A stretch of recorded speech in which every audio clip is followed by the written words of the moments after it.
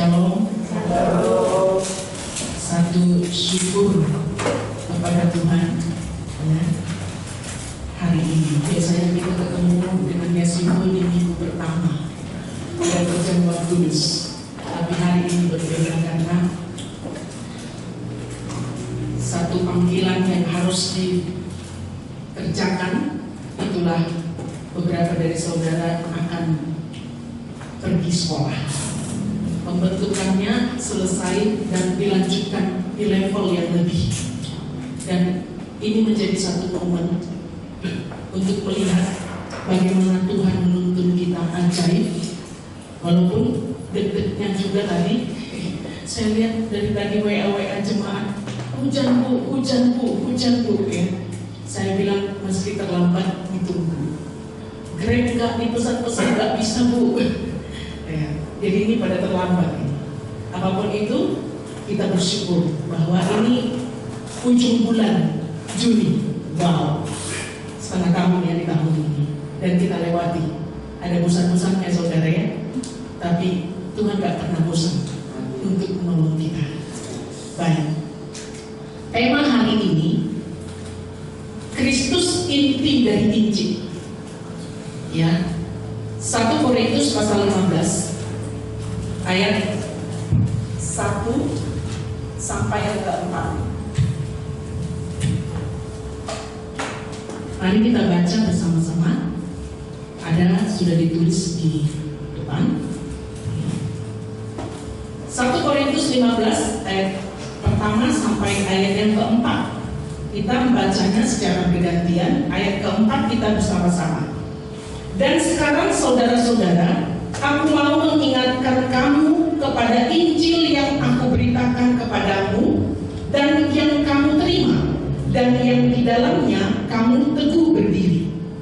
Oleh Injil itu kamu diselamatkan asal kamu teguh berpegang padanya, seperti yang telah aku beritakan kepadamu, kecuali kalau kamu telah sia-sia menjadi percaya. Ayat 3. Sebab yang sangat penting telah kusampaikan kepadamu, yaitu apa yang telah kuterima sendiri, ialah bahwa Kristus telah mati karena dosa-dosa kita, sesuai dengan kitab suci bersama-sama, bahwa Ia telah dikuburkan dan bahwa Ia telah dibangkitkan pada hari yang ketiga, sesuai dengan kitab suci. Bapak Ibu yang kekasih, dikatakan ayat yang ketiga, sebab yang sangat penting telah kusampaikan kepadamu, yaitu apa yang telah kuterima sendiri, ialah bahwa Kristus telah mati karena dosa-dosa kita.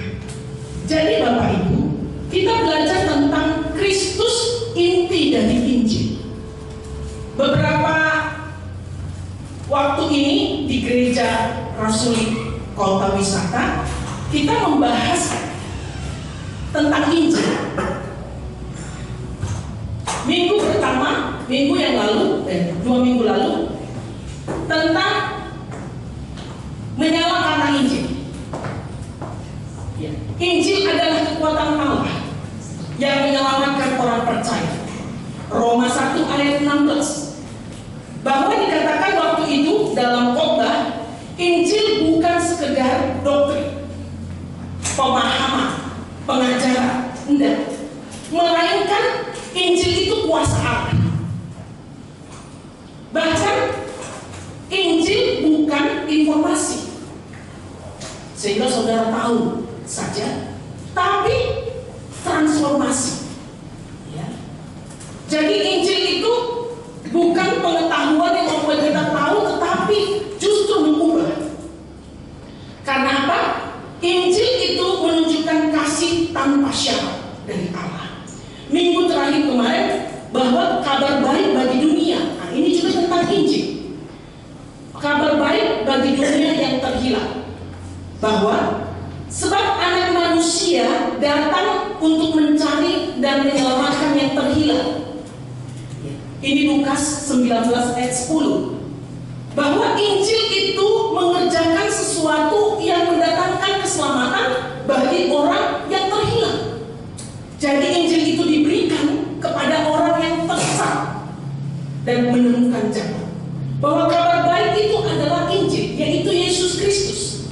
Tidak ada yang terhilang yang tak dapat diselamatkan oleh Injil, yaitu Yesus Kristus. Ini yang lalu. Hari ini kita belajar tentang Kristus, inti dari Injil. Jadi kalau itu Injil kekuatan Allah yang dapat menyelamatkan, bahkan itu adalah kabar baik bagi yang terhilang. Esensi daripada Injil itu apa sih? Itu. Kenapa? Berbicara inti, berarti kita berbicara isi yang paling pokok atau penting. Maka Paulus katakan yang paling penting telah kusampaikan, yaitu apa yang telah kuterima. Nah, ini kita. Bahwa inti itu adalah bagian utama yang penting dan sangat esensial dari sesuatu. Kalau itu dikatakan inti daripada Injil, nah itu yang paling penting, yang paling intisari daripada Injil itu. Ini yang Paulus ingin bawakan di dalam teks yang kita baca ini. Menarik bagi saya karena apa? Ayat pertama Paulus katakan, dan sekarang saudara-saudara, aku mau mengingatkan kamu kepada Injil. Nah, belajar tentang inti daripada Injil, yaitu Kristus. Paulus katakan, aku mau mengingatkan kamu kepada Injil yang aku beritakan. Ini menunjukkan Bapak Ibu, surat ini menjadi satu hal yang disampaikan Paulus untuk mengingatkan bahwa ada satu urgensi tentang pokok utama daripada hidup di dalam Kristus atau yang telah menerima Kristus. Berarti bagi kita adalah surat ini disampaikan kepada mereka yang sudah dikatakan menerima Kristus, menerima Injil. Nah, ini menarik. Yang sudah hidup dengan Injil, itulah Yesus.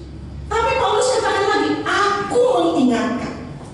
Wah, ini berarti Bapak Ibu yang kekasih, berbicara tentang Injil berarti sesuatu yang sangat penting bagi Paulus, menjadi satu perjalanan yang fokus, yang tidak boleh tergoyahkan bagi umat Tuhan, hamba Tuhan, orang percaya.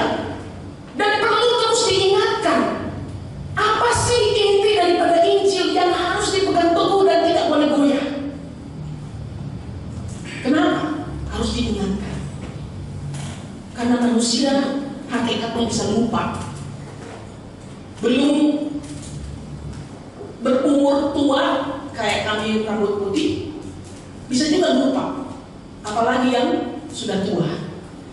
Karena manusia sesungguhnya adalah orang yang suka lupa.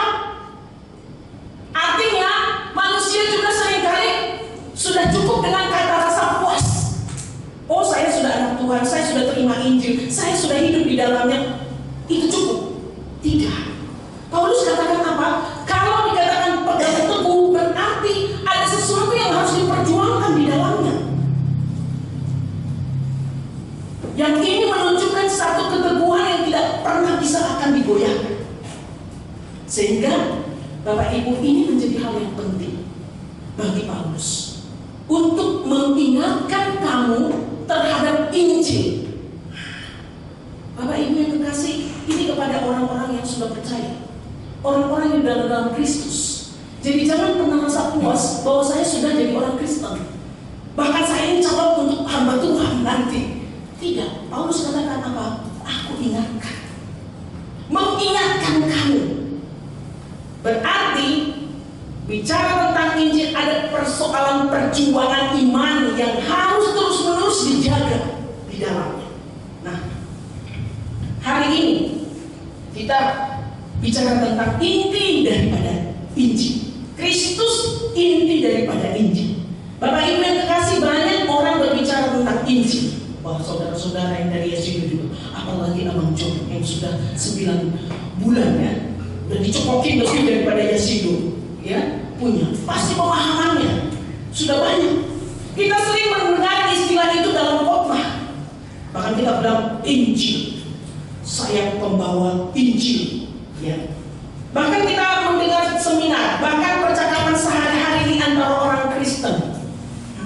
sudah sering kata ini, ya, istilah ini. Namun tidak semua orang memahami dengan benar apa itu Injil dan siapa pusatnya sebenarnya. Dan saudara-saudara, nanti kita melihat bahwa ujung daripada ini adalah kita harus bersaksi tentang Injil.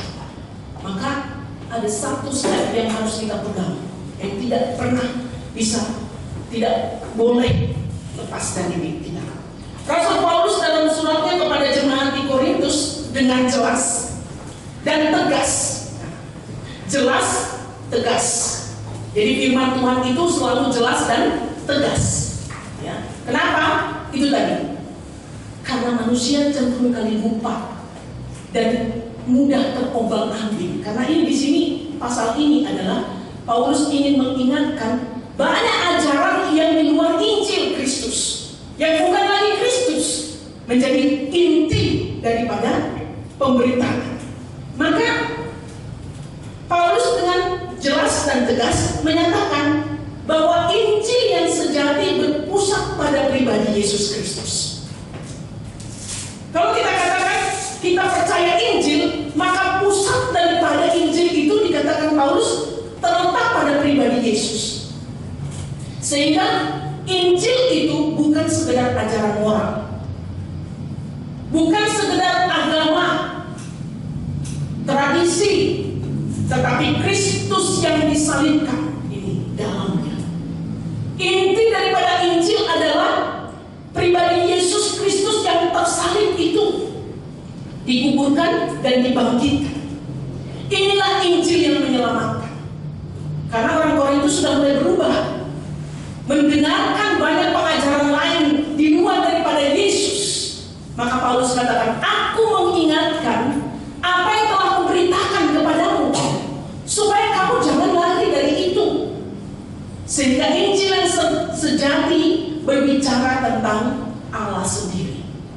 Bapak Ibu yang kekasih, ini yang Paulus ingin katakan, bahwa inti daripada Injil itu adalah Yesus menyelamatkan manusia, Allah menjadi manusia dan menyelamatkan kita. Ini menarik Bapak Ibu yang kekasih, bahwa Allah untuk menyelamatkan persoalan manusia yang terbesar itulah dosa, tidak pakai utusan, perwakilan. Amin.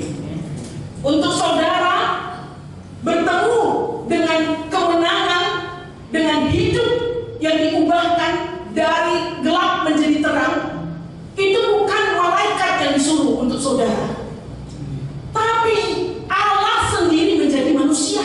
Ini dahsyat.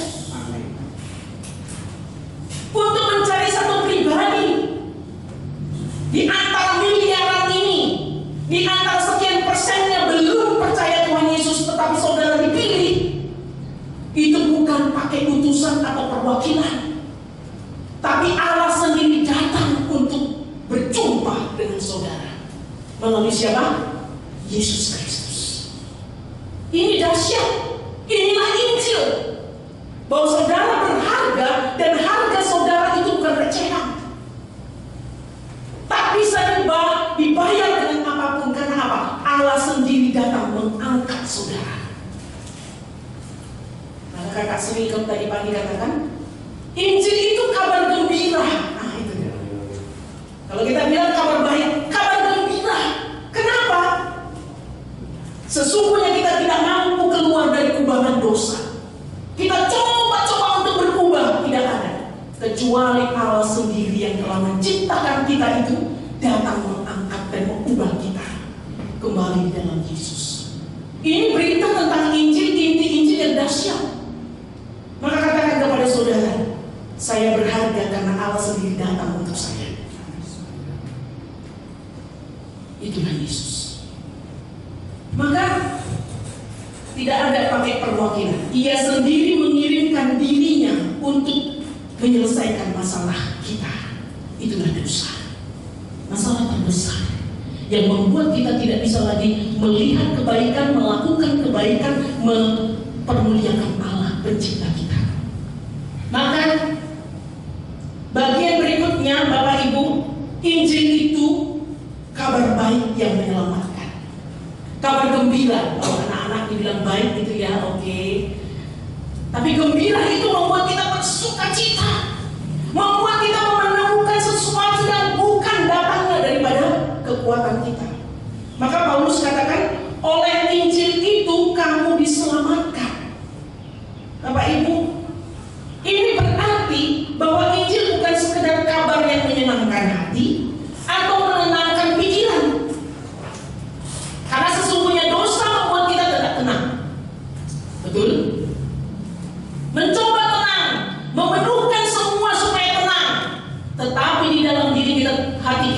ada donat. Rasa enak di pinggir tapi ada yang kosong. Bahkan kita bisa berpura-pura aku baik-baik saja, tapi hati kita kosong. Kenapa? Karena Injil itulah yang satu-satunya dapat membuat kita memiliki keadaan yang baik dan membawa keselamatan pada kita. Tanpa Injil kita tetap terhilang. Kita tetap mati dalam dosa. Sedih bukan?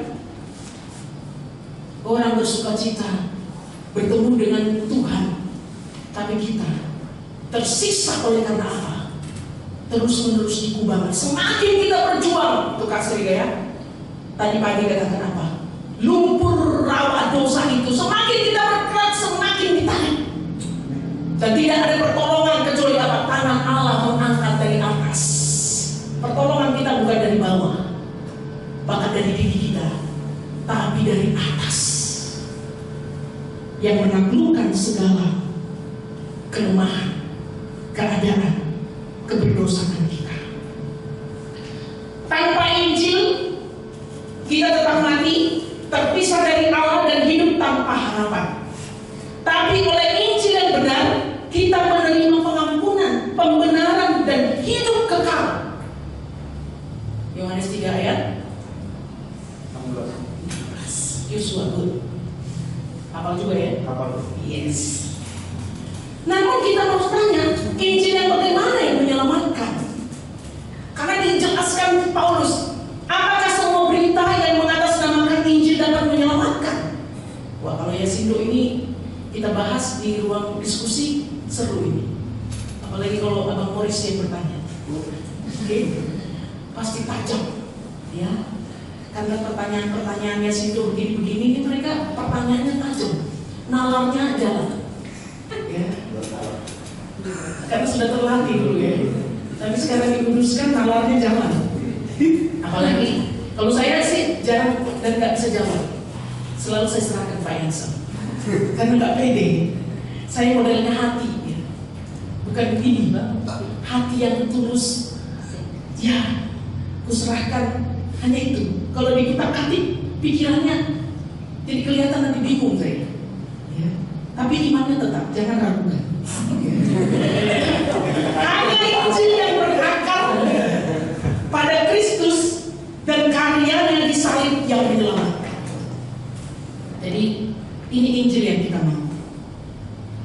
Nah, ini yang menarik. Kalau dikatakan Roma 1 ayat 16, Injil itu kekuatan Allah. Wis. Kalau dibilang itu senjata, kuasa, maka Injil itu dapat menerobos sampai hidup manusia yang tidak mungkin dibukakan oleh siapapun, yang dapat mengoperasi, yang dapat memulihkan, yang dapat meluruskan. Saya tadi malam, ya saya ini dengan Ibu Maria. Kata Ibu, ada kalimat Ibu Maria yang saya tulis sendiri. Betapa hebatnya. Beliau bilang begini, izinkan saya membongkar, mengoperasi, melukai supaya sembuh. Tajam kan? Kenapa? Karena banyak hal kita tidak mungkin berubah dan tidak bisa diubah tanpa Tuhan mengoperasi kita. Maka kalau bicara kekuatan Allah itu Injil itu yang dapat mengoperasi sakit memang. Karena upah dosa itu maut. Gak usah petenteng katanya ya. Sepatu semut itu hukumannya maut. Gak usah sombong. Ya. Tapi ketika proses itu berjalan, ada kalanya Tuhan mengizinkan satu proses Injil yang membongkar. Maka katakan thanks Lord kalau itu terjadi. Karena apa? Kita boleh memanipulasi orang lain, tapi Tuhan tidak bisa. Sejauh mana dosa itu dioperasi, bahkan dikatakan dibongkar, bahkan untuk operasi dilukai nggak? Terluka nggak?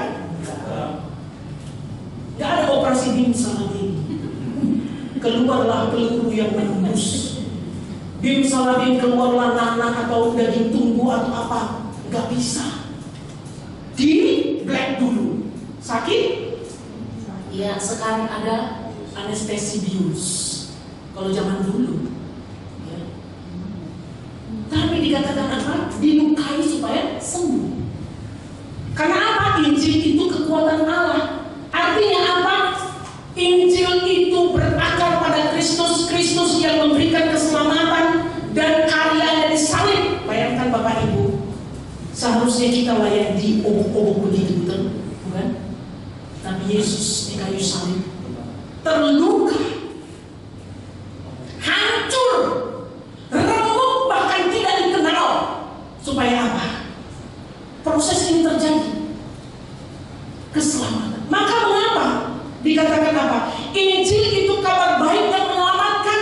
Ini beritanya. Karena apa? Seharusnya kita layak dibeleng, dihancurkan, dilukai, bahkan mati. Tapi Tuhan Yesus, Allah itu datang menyelesaikannya dan memberi dirinya untuk apa? Terluka, hancur demi apa? Saudara dan saya. Ini kekuatan Injil, ini inti Injil. Jadi saudara kalau mendengar kata Injil harus bukan sesuatu yang biasa lagi. Maka levelnya naik. Kristus itu adalah pusat Injil. Itu yang Paulus katakan. Apa yang kuterima, yang kuberitakan. Kenapa? Apa yang diterima Paulus tentang Injil, itulah Yesus yang telah mati. Maka inti Injil berpusat pada Kristus ada 3. Ya, dalam ayat 3 dan 4, ya, Paulus merangkumkan inti dari Injil dalam 3 pernyataan penting. Nah, ayat 3 dan 4, ya, dikatakan tadi sudah kita baca, nggak usah lagi supaya menghemat waktu. Maka yang pertama, kalau disebut Kristus pusat dari Injil, inti hal yang paling penting dari Injil, maka pertama bahwa Kristus mati karena dosa-dosa kita sesuai dengan kitab suci. Ini intinya. Kalau kita berbicara tentang Injil dan memperkatakan Injil, maka Kristus telah mati untuk kita, dosa-dosa kita. Kristus tidak mati sebagai korban ketidakadilan. Dia tidak mati karena kesalahan pribadi. Ia mati karena dosa-dosa umat manusia. Kematiannya adalah pengorbanan ilahi untuk menggantikan kita yang seharusnya menerima hukuman kekal. Ini bukan kematian biasa. Ini adalah kematian yang penuh makna rohani. Banyak orang mati, banyak orang yang berkorban untuk dirinya, untuk kaumnya, bangsanya, tapi tidak seperti Yesus. Ya, karena apa? Dia mati karena dosa manusia. Orang mati perang, mati ya sudah. Tetapi dalam kematian yang tidak ada lagi harapan dari dalamnya itu, Yesus menyelamatkan manusia. Dan semua ini terjadi sesuai dengan kitab suci. Kita tahu nubuatan-nubuatannya, perjanjian lama, Yesaya 53, Mazmur 22 menubuatkan penderitaan dan kematian Sang Mesias. Artinya apa? Untuk keselamatan, untuk hidup yang diubahkan kepada dari gelap menjadi terang itu, Allah sungguh-sungguh mengerjakannya jauh sebelumnya direncanakan, dan tidak ada rencananya yang gagal. Bahkan banyak sekali rintangan, bahkan diragukan karyanya untuk menyelamatkan, tetapi rencana itu tidak pernah gagal. Kenapa? Karena Allah konsisten terhadap apa yang dirancangkannya untuk menyelamatkan manusia. Bapak Ibu, bukan hidup kita aja dalam rancangannya. Tapi keselamatan kita telah dirancangkan jauh sebelum kita ada. Hebat bukan? Hebat. Maka itulah Injil. Intinya. Yang kedua, kalau tadi pertama Kristus mati karena dosa-dosa kita, itu intinya daripada Kristus pusat dari Injil. Yang kedua, Kristus dikuburkan. Kubur menjadi bukti bahwa kematiannya sungguh-sungguh nyata. Walaupun awalnya Thomas tidak percaya, murid-murid pun tidak percaya. Yesus tidak hanya pingsan dan hilang, tapi benar-benar mati dan dikuburkan. Kubur adalah simbol keterpisahan total. Betul ya? Sebagaimana dosa memisahkan manusia dari Allah, kubur itu tempat orang yang mati, tempat makhluk yang tidak bisa lagi berespon melakukan apapun. Tapi Yesus memberi dirinya di sana, menggantikan kita. Kristus masuk dalam kubur demi menggantikan kita. Ini intinya. Inti Injil itu Kristus dikuburkan supaya apa? Kita yang harusnya dikubur. Di situ semuanya, bukan? Pak Charles baru berduka cita karena mama, oma dipanggil Tuhan. Ya. Langsung ada tempatnya, tulisannya jelas namanya. Ya itu tiga suku kata kalau nggak salah. Ada kuburannya. Ya kita hanya bisa lihat di situ bahwa di situ tempat dia. Dan apa yang kita ingat kenangan, tapi wujud sudah tidak ada. Bayangkan itulah manusia. Dalam rancangan Allah dirancangkan untuk dinikmati, memuliakan Allah. Sekarang ada dan tak ada. Itu karena dosa. Di hadapan Allah hanya bayang-bayang bahwa manusia itu ada. Karena apa? Keterpisahan. Mau menjadi bagian. Tapi Yesus mau dikubur, mati dan dikuburkan. Karena apa? Di tempat gelap, sendiri, tidak ada arti, tidak ada sesuatu yang bisa diandalkan atau diharapkan dari sana. Tapi Yesus masuk ke sana demi kita dan menggantikan kita. Dan hebatnya dikatakan dia benar-benar dikubur, benar-benar di tempat sepi itu. Yang ketiga, inti Injil itu kalau dikatakan Kristus, boleh tolong dikasih tempat dulu. Selamat datang Bapak Ibu, karena hujan ya.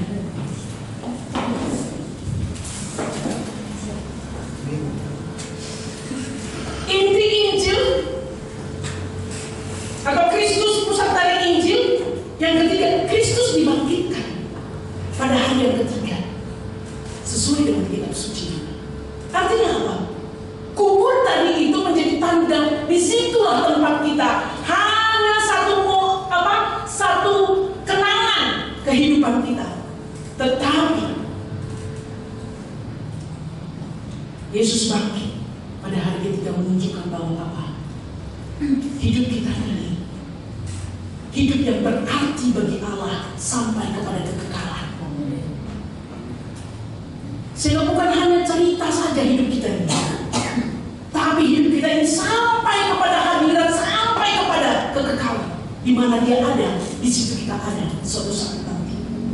Maka ini menjadi satu hal yang hebat. Karena apa? Inilah puncak dari Injil, kebangkitan Kristus.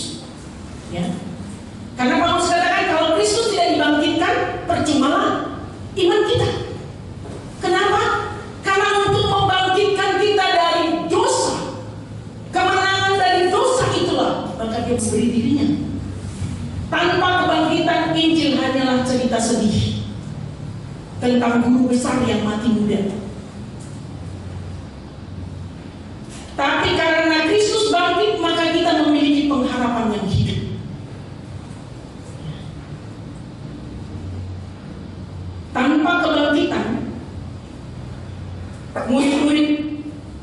tidak menjadi pemberita kabar baik. Betul ya? Petrus, bayangkan kalau Tuhan Yesus tidak bangkit, dia akan kembali kepada profesinya yang lama. Dan sudah, kalau Yesus tidak bangkit, maka Petrus hidup sepanjang hidupnya, hidup dengan penyesalan, hidup dengan luka, hidup dengan kepahitan, hidup dengan kenangan buruk. 3 kali menyangkal guru besarnya. Tapi karena Yesus bangkit, ini inti Injil. Petrus yang penuh dengan penyesalan itu, yang hancur oleh karena kegagalan, bertemu dengan Yesus yang bangkit dan diubahkan. Dan melalui dia 5.000 orang bertobat. Gereja mula-mula. Kenapa? Yesus bangkit. Hakikat kita adalah dosa yang membawa kita kepada kubur. Hanya satu kenangan di mata Allah. Tapi Allah mengubahkan hukuman itu ditanggung oleh Yesus dan menggantikan kepada satu kehidupan yang bukan hanya di bumi, tapi sampai kekekalan bersama-sama dia kepada kehidupan yang direncanakan sejak awal penciptaan. Wow, hebat, hebat. Yosua punya rencana desain Allah dalam penciptaan. Apapun yang kita tanggapi tentang kalimat itu, itulah sejatinya kita di hadapan Allah. Dan untuk itu Yesus telah mati dan kuburkan dan bangkit. Supaya apa? Supaya kita menjadi orang-orang, dikatakan Paulus, aku memberitakan apa yang telah aku terima. Maka nanti kita lihat, Paulus ingin tegaskan, tidak mungkin orang mengerti inti Injil, yaitu Yesus, kalau tidak hidup di dalamnya. Dan tidak mungkin seorang pribadi yang dikatakan Paulus, kamu telah menerima pemberitaan, telah hidup di dalam Injil, kalau tidak berpegang teguh, maka tidak mungkin menjadi pemberita Injil. Jadi Bapak Ibu yang kasih, kebangkitan Kristus adalah bukti kuasa dosa dan maut telah dikalahkan. Ini adalah segel ilahi. Katakan amin. Biar kelihatan rupa kita ini begini, ya. Memang dari sananya sudah begitu, betul ya? Betul? Kalau saya kemana-mana dibilang, Bu, berapa usianya? Pikiran saya ini sudah 25, 60, karena bermutu, bermuka tua. Jalan dengan anak-anak kadang-kadang dibilang apa? Cucunya ya. Waktu di Batu sakit hati banget. Anak saya nih Bu, gitu ya. Sehingga wedding protes, papi capung rambutnya. Kenapa? Karena teman-temanku bilang, itu opamu ya? Aku malu Papi. Catlah rambutnya supaya gak kelihatan ubanan, supaya kelihatan papi adalah papiku. Meskipun wajah kita ini gak bisa diubah, udah dari surga. Latar belakang kita tidak bisa diubah. Kenangan-kenangan kita tentang masa lalu tidak bisa diubah. Bahkan kadang-kadang masih ada sampai saat ini, betul? Mata keranjang dulu gini, mata keranjang. Sekarang tinggal 5 jari, nanti tetap gini. Tambah lebar, enak lihatnya gitu ya. Ngintipnya dikit, tapi tinggal tadinya gini tutupnya, sekarang gini. Malah lebih banyak yang dilihat, lebih mantap caranya. Hidup kita yang dulu masih dalam dan terus harus diproses. Ingat baik-baik bahwa Yesus Kristus itu Inti Injil itu adalah Yesus, dia telah mati terhadap dosa-dosa kita.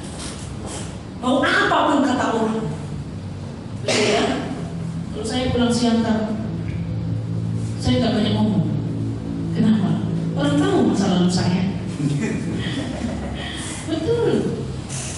Tapi kalau ke kampung orang, kakak saya.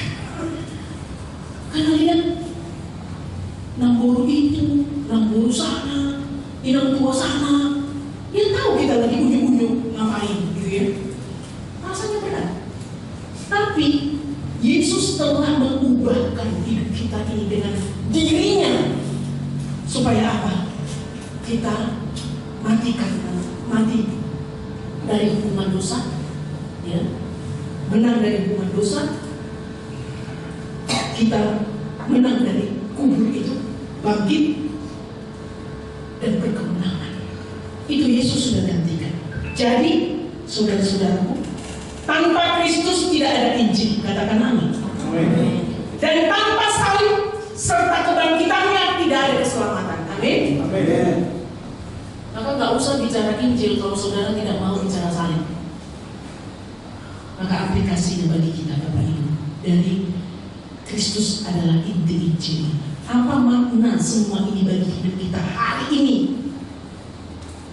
Dan kami GRI Kontris mendoakan saudara-saudara yang dari Yesus, khususnya yang mau sekolah, ya. Saudara ditambahkan levelnya untuk Injil, bukan untuk piknik. Betul ya? Bukan untuk dapat gelar, tidak, untuk Injil ini. Karena ini harus jelas. Maka pertama Paulus katakan pegang teguh Injil yang benar. Paulus katakan apa? Dan sekarang saudara-saudara, aku mengingatkan kamu kepada Injil yang aku beritakan dan yang kamu terima, yang dalamnya kamu teguh berdiri. Dan oleh Injil itu kamu diselamatkan, asal kamu teguh berpegang padanya, seperti yang telah kuberitakan kepadamu. Kecuali kalau kamu telah sia-sia saja menjadi percaya. Bapak Ibu yang kekasih, Paulus katakan pegang teguh Injil yang benar. Kenapa harus mengingatkan hal ini? Kita hidup di zaman di mana versi Injil beredar.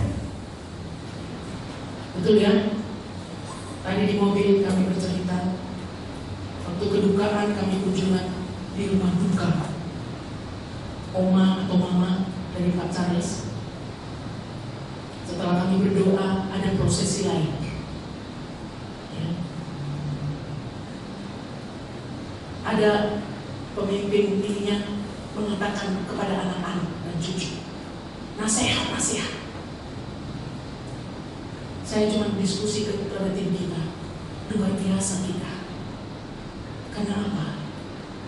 Allah sendiri memberikan firman-Nya kepada kita, bukan nasihat manusia atau perkataan untuk semua supaya baik. Intinya adalah baik-baiklah. Tidak.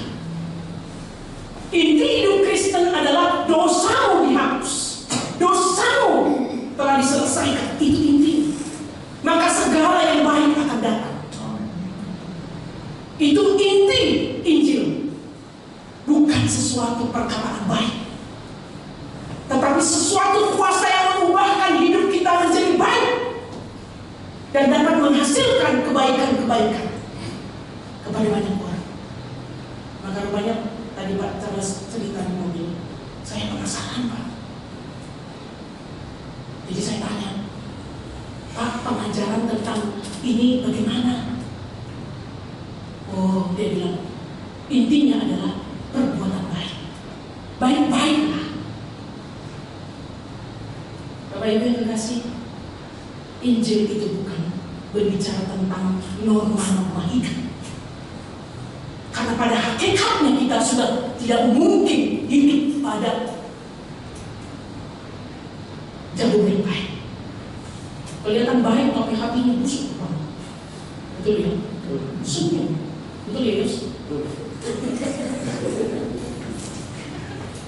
Beres bu, aman bu, balik belakang, panjang lebar.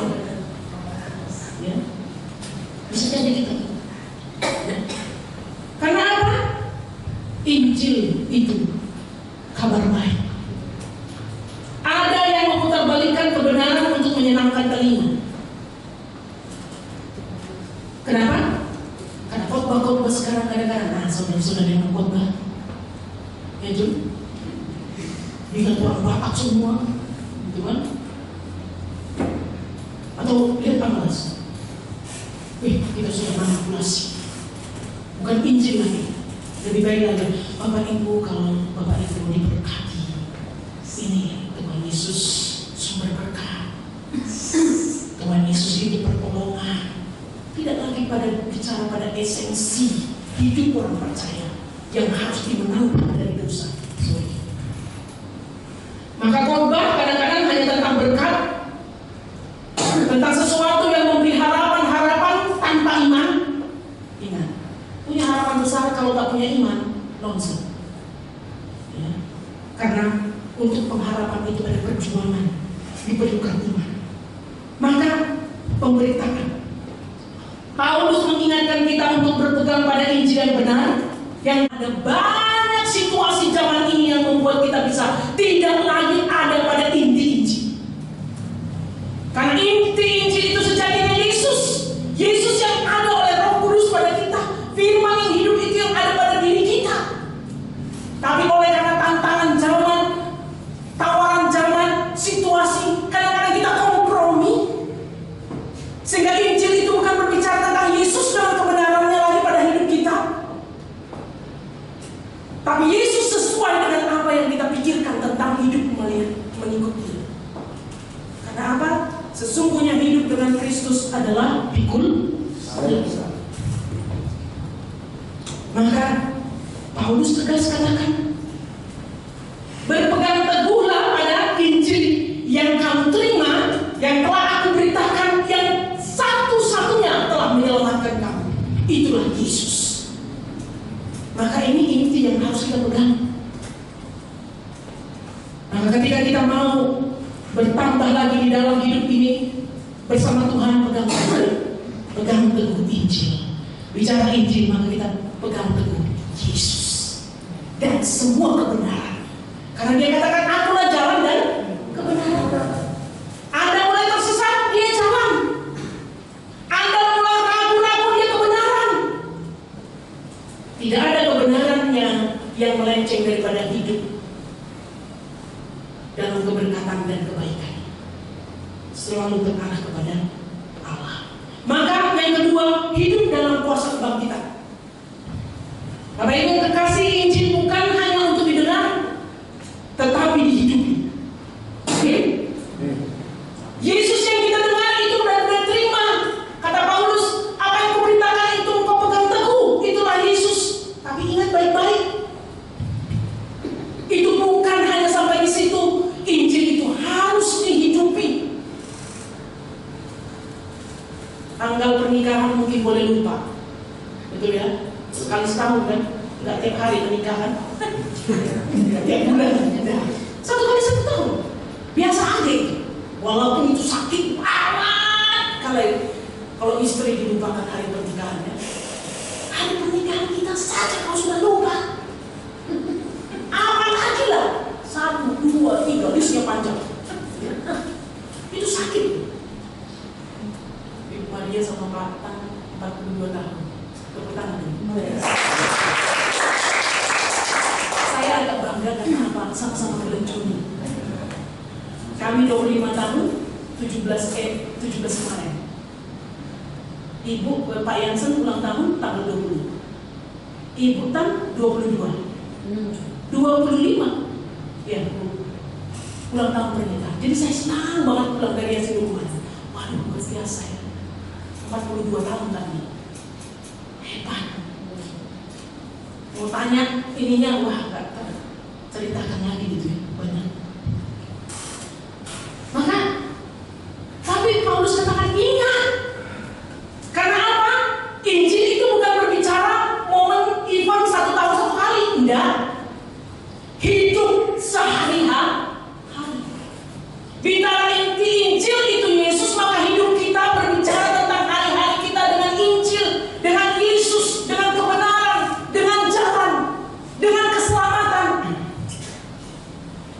1 kali 1 tahun aja kita lupa sakitnya, apalagi kalau lupa tiap hari.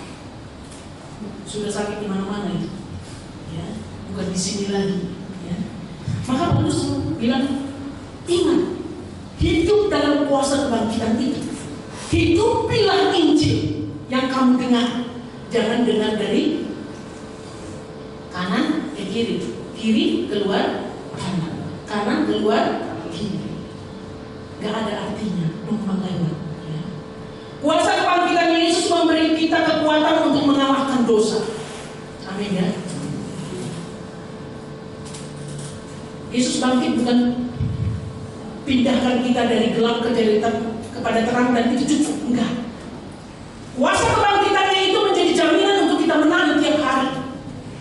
Dari karakter, dari kebulusan, dari keadaan-keadaan kita di mana kita berjuang untuk hidup benar. Ingatlah, Yesus telah bangkit untuk itu. Tidak dikubur itu lagi. Dia keluar dari itu dan menang.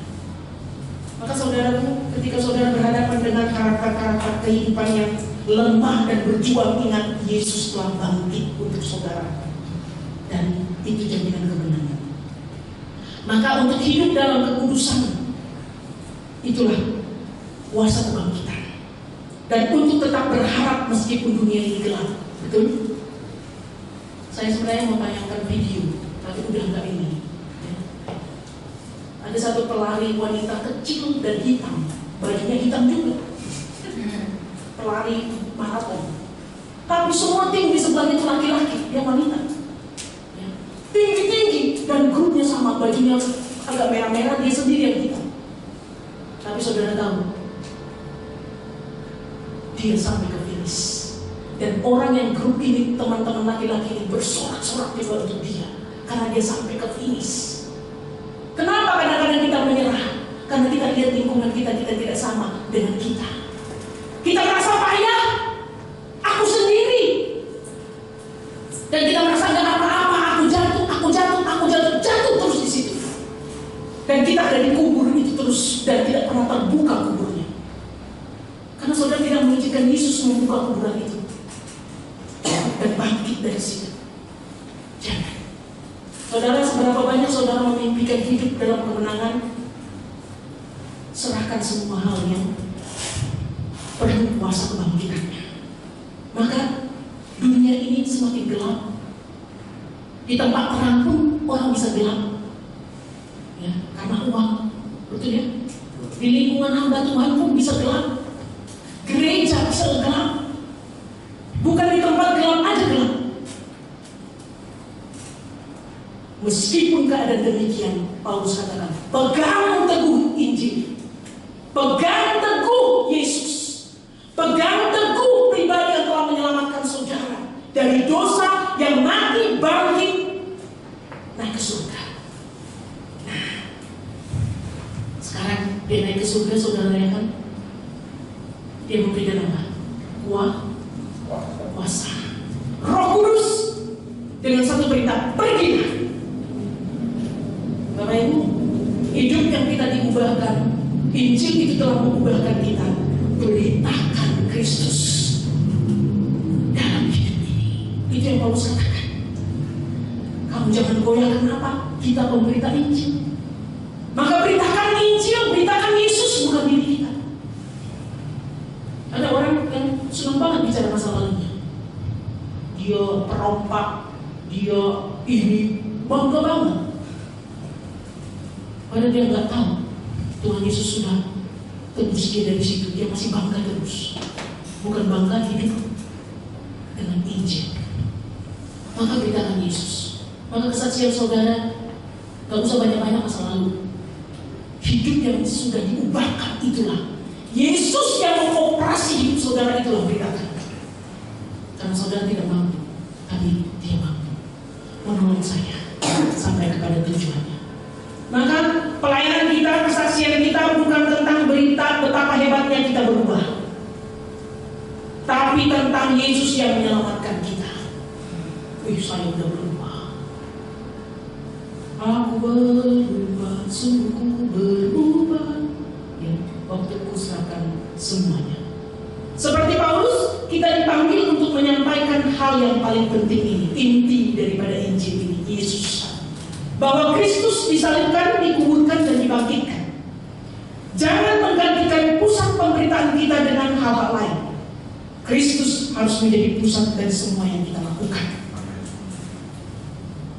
Saudara di kamar sendiri, saudara bersama dengan Yesus. Maka gak ada mata keranjang atau tanpa keranjang. Ya. Bulat-bulat dia scroll terus. Lama-lama saudara bingung, aku ini di alam mana? Karena setan sudah di sekeliling saudara, menunggu saudara untuk eksekusi apa yang saudara akan kerjakan sesudah menonton itu. Betul kan? Tayangan sekarang Shopee, baju, sepatu, macam-macam. Dia tinggal tunggu kita kapan apa, klik, beli. Betul ya? Masuk keranjang maksudnya ya. Kalau sudah masuk keranjang baru muncul harga. Saudara, jangan izinkan klik. Ada banyak orang tertipu uang 270 juta lebih karena klik. Jadi saudara, kalau dengan iblis saudara klik, dia coba, wah, kita juga, wah, kayak Hawa itu ya, mantap ini, gitu ya. Bagus kok ini. Mulai pertimbangan. Nggak apa-apa kok ini. Ingat, dosa Taman Eden itu adalah nggak apa-apa. Nggak apa-apa. Saudara berbicara tentang nggak apa-apa satu kali, maka dua kali saudara terus akan diintimidasi dengan kata apa, nggak apa-apa. Maka jangan biarkan dosa mengintip. Karena apa? Di tempat gelap sekalipun Injil itu harus bersinar. Artinya apa? Terang Yesus menyinari kita. Tidak ada kegelapan yang dapat menguasai hidup kita. Maka saudara akan melihat penyertaan, kuasa, pertolongan yang tidak akan pernah berhenti untuk saudara. Ada banyak yang kita sepak karena kita biarkan masa lalu atau keadaan-keadaan kita menjadi pusat dari hidup kita. Maka penutup saudara-saudara yang kasih, Injil bukan sekedar ajaran moral atau seruan untuk hidup baik. Ada banyak orang bisa hidup baik, betul? Karena standarnya sesuai macam-macam. Ya, kalau saya dikasih uang sekian, saya hidup baik. Ya. Tapi Injil itu bukan sekedar ajaran itu. Injil adalah kisah keselamatan yang dipusatkan pada Kristus, yang mati karena dosa kita, dikuburkan dan bangkit pada hari ketiga. Itulah Injil. Berjalan kemanapun saudara, bagaimanapun keadaan saudara, di situasi apapun saudara, yang keadaannya baik-baik saja, yang tidak ada pergumulan, atau pada saat perjuangan, yang ingatlah Injil itu adalah mengingat Yesus yang telah menyelamatkan kita. Dia telah mati, dia telah dikuburkan, dia telah bangkit. Bahkan sekarang dia panggil kita untuk apa? Pergi memberitakan Injil, bukan beritakan tentang diri kita. Maka mari kita ya pegang Injil dengan teguh. Kemudian hidup di dalam kuasa Injil. Amin. Maka kita bicara Yesus, bicara firman. Firman itu di mana Alkitab kita?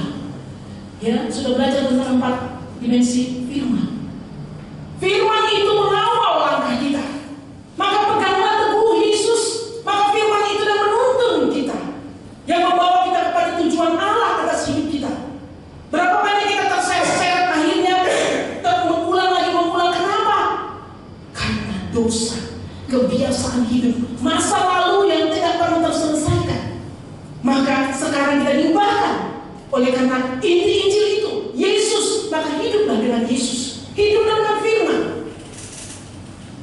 Hidupilah firman itu menjadi kuasa yang nyata setiap hari atas kehidupan kita.